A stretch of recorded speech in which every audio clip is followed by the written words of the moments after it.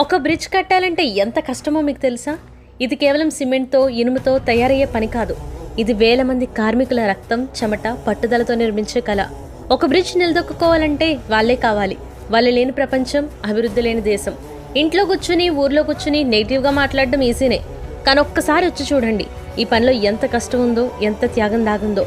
ఈరోజు కార్మికులు లేకపోతే రేపటి పురోగతి లేదు. వాళ్లే నిజమైన దేశ నిర్మాతలు. సలాం వారి కష్టానికి, గౌరవం వారి సేవలకు.